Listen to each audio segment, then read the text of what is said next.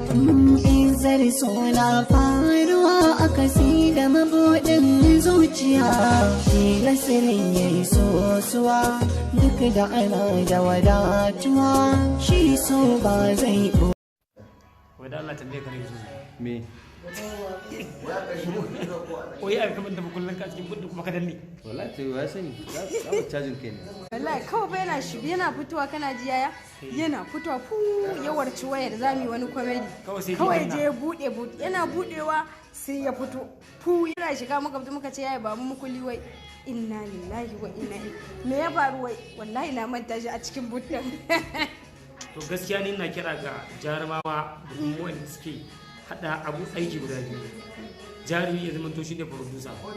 Wannan wayo ne yawa. Gwara ka samu wani producer misali yanzu a ce ka ba mai shadda producer din nan. Bai ga ko producer. Yanzu ka ba mai shadda producer ka dauko kudin gaba ɗaya yanzu. In ka ba mai shadda wannan producer din sai bayan duk mun san komai mun san yadda ake yi.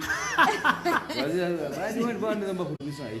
Sai dai ko producer. Ka ga shi yanzu misali ka je ka hada aiki bi ka daga kullum. To ba ga shi an bude ba. Ko na ba shi ai zan yi ko na ba wani ai. Ko ka ba da zirka.